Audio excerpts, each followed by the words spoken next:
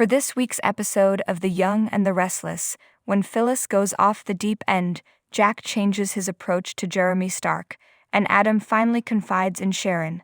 Diane sobs near the end of the movie with Jack at the Abbott cabin, and he tells her she's a softie. Diane had assumed she was past the point of ever again hoping for a happy ending. As far as Jack is concerned, the voyage itself is the best part. He feels so lucky to have this fresh start with her. They're canoodling and kissing. There's nothing more that Diane would like than to be in his arms. The two continue their passionate embrace. Phyllis, looking disheveled and red in the face, leaves Summer a voicemail in the hotel lobby to remind her that she gave birth to Summer in an elevator. While listening to Daniel's message, she drinks her drink and goes through the motions. Michael and Lauren come home to see her having a meltdown and quickly realize she's intoxicated. They decide to go in and tentatively introduce themselves to Phyllis. The redhead is relieved to find two folks who won't ignore her and will accept her drink offer. She starts crying when they check on her. "My life is out of control and I don't know what to do." Michael and Lauren insisted that Phyllis have something to eat, so he went and got it. Lauren confronts her about her alcoholic coping mechanisms. Phyllis is upset because her kids blame her for everything that goes wrong in their life. "Because you are," Michael says wryly. Phyllis echoes her friend's words in a sarcastic tone. She means well and only wants to assist her kids. They seem to have turned the tables and decided that she is to blame for everything that is wrong in their lives. "And I've had enough of it." Michael and Lauren look at one another and Lauren understands they both blame her. Lauren maintains that she can always count on their support. "No, you're not," Phyllis firmly asserts. She assures them they can keep their suggestions to themselves. She can only trust this beverage. While sipping her martini, she continues, As for me too." As Maria shows up at Crimson Lights, Sharon loses it with joy. "It's me, and I'm here. Is there a deal for new mothers?" Maria says she's exhausted and Sharon says she has the new mom glow. When asked for an update, Maria gushes to Sharon about the wonders of parenthood and how lovely their daughter is. Sharon is overjoyed to hear her daughter say that she never imagined she could feel this content.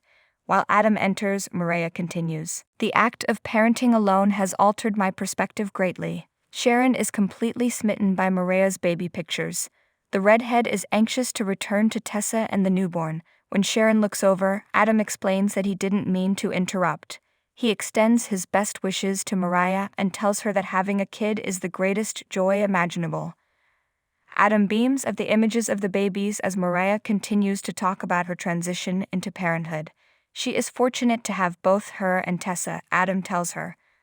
Adam suggests that he follow Mariah as she leaves to take a call from her spouse. "What's wrong?" Sharon wonders as she grabs his attention. Adam tries to reassure her that he's just a carefree man. Sharon doesn't think that's true. As Adam puts it, Sally's pregnant and the baby's mine. To which Sharon responds, "Oh." Based on her expression, Adam concludes that she is aware of the situation. "How could you have possibly kept the news that I was going to be a dad from me?" Sally had a breakdown in her apartment and phones Nick to vent her frustrations. Something about this situation has her quite concerned. She's worried for the baby's health because her head is pounding and won't go away. Nick assures her that the doctor will arrive as soon as she dials. Sally ends the phone and dials Dr. Chandler's office. Simply said, "I'm terribly scared there might be something wrong with my baby." When Nick enters the room, Sally explains that her doctor advised her that some moms are more likely to experience headaches than others, or that hers could be related to her blood pressure problem. Her goal is to lessen her stress levels. Sally now understands Nick's genuine concern. She should get accustomed to it, he says, because it's his work. Probably, Sally thinks, she just wanted him to tell her she was overreacting, exactly as though you were my husband. That was not a request, she assured him. Nick suggests she give him a call so they can discuss whether or not the food she recently consumed could be the source of her headache. Nick is appalled to learn that she has been eating nothing but cashews for dinner and forgetting to take her vitamins. "I'm afraid I'll have to keep bugging you about this. Clearly we need to devote a lot more time to one another." Sharon tells Adam at Crimson Lights that they made a pact of silence because the identity of the father was unknown at the time. When Adam finds out that it was Sally and not Nick who broke the news of the pregnancy to him, he is taken aback.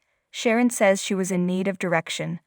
After the birth of this child, Adam believes they will all require a great deal more direction. Adam reveals he hoped he and Sally could get back together, but now that Nick has stepped up as Mr. Wonderful, Adam is on the outside looking in.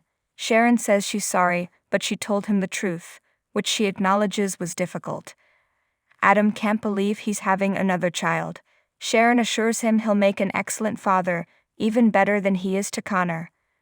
Adam believes the addition of Nick will increase the difficulty. Lauren and Michael are pleading with Phyllis to eat in the hotel lobby. They assure her that she is loved and ask how they can assist. Phyllis is convinced they are plotting "I told you so" moment. Lauren acknowledges they cautioned her against conducting such covert interference in Daniel's life. Phyllis laughs at her, they aren't even friends. She concentrates on Michael in particular. He can't possibly be on good terms with both Diane and her. He let her re-enter the community where she infected her daughter. When asked about Diane, Michael exclaims she's not the problem. Phyllis claims that she is. I really hope she's dead. I need that whore to die immediately. Jack tells Diane that they can permanently relocate to the cabin, or hop around to several scenic locales. Diane could visualize that, as appealing it may be to escape the Jeremy Stark dilemma. They simply cannot. They'd never leave behind their loved ones. Jack assures us he will make every effort to improve the quality of our lives. Sally tells Nick in Sally's suite that she's sorry she worried him. He thinks she will make a fantastic parent. Adam is there at the door, and he's knocking. After a long day, Nick sighs. Did you also contact him? Sadly, Sally is a no girl. According to Nick, unannounced visits from Adam are likely to become the norm. When you knock on Sally's door, she opens it and asks, "What are you doing here?" Adam had been worrying about her and wanted to make sure she was okay. Sally claims that things are fine now. She tells him about the pain in her brain and then says he can stop worrying about her. She doesn't need anything from him at all up until the birth of the baby. When Maria visits her mother at Crimson Lights, she questions her about her chat with Adam, but Sharon's mother is only interested in hearing about the baby. Maria is hesitant to take on the role of mother because she fears she won't measure up. A curious Sharon inquires, "Have you come up with a name?" According to Maria, they have not settled on the ideal name just yet, but they will. Since she didn't get to call Sharon by name, she figured it could be an uncomfortable topic for Sharon. Sharon feels content with having matured into a fantastic woman with a lovely name that suits her character. Maria has said that they are looking for a name that will perfectly represent their child. When they hear it, Sharon is certain they'll recognize it. Diane and Jack are both startled by a noise in the cabin. Diane shrieks in fear. What if it's him? As soon as Jack opens the entrance, he sees a tree branch has crashed to the ground. Diane finally takes a glance outside and breathes a sigh of relief. Jack reassures her that they will be okay. Once they return indoors, Diane realizes that she must do something drastic if she is ever going to rid herself of Stark. She let him in and now she plans to expel him. Jack is of the opinion that they should flip their strategy this time. Lauren and Michael are scolding Phyllis in the hotel lobby for being a public liar about having a gun. Lauren tells her to stop it immediately. Phyllis has had enough of the parental discipline. Either you're on my side or you're on the other. Well, we're not against you, Michael thinks. It's over and Phyllis cries, "Let me go." As she wobbles out, Lauren dispatches Michael to find her. Nick assures Adam that he would attend to Sally's every need in her suite up until the birth of the baby. Adam is aware of the fact that they are coupled and will make an effort to refrain from inquiring about their relationship. However, he would like to accompany her to some of her medical visits and ultrasounds. This is something that Sally has to consider. Adam thanks her for letting him know, saying he's relieved everything turned out fine, and then he goes. He scowls as he stands outside the entrance. Sally tells Nick inside that she knows this is difficult on Adam. They are all in this together. As Nick so rightly points out, he's known for some time that he isn't the father of her child, and he feels bad for him. Sally thinks everyone would benefit from maintaining their composure. Nick will try to maintain the status quo, but when Adam is involved, anything could happen.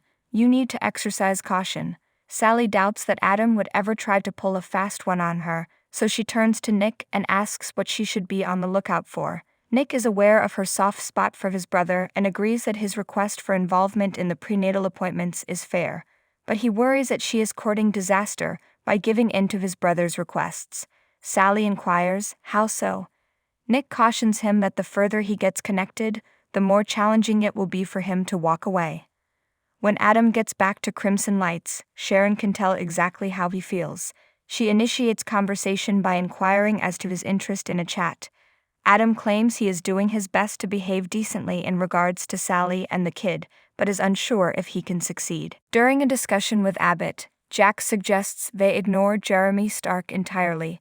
Not providing him authority is a method they strip him of it. Instead of worrying about Stark, they'll hand him over to security and the police and go live it up. If they don't let him scare them, he won't be able to. As a concept, Diane likes it a lot. Jack gives a speech about the value of every moment. Diane is still quite doubtful. Jack retorts, no buts. Now that he has the joy back in his life that he thought he'd lost forever, he's not going to allow Jeremy Stark destroy it for him and her. When we talk about Diane, she starts crying. The two share a passionate kiss. Alternatively, he has another plan. Just say yes to my proposal. Lauren, afraid that Phyllis's situation is getting out of hand, expresses her concern to Michael in the hotel lobby. The thought of her well-being causes Michael great concern. She is stuck in her own head and can't see things clearly. Lauren has doubts about how many times she can go down this road and make it back. She is a survivor, but Michael has no idea.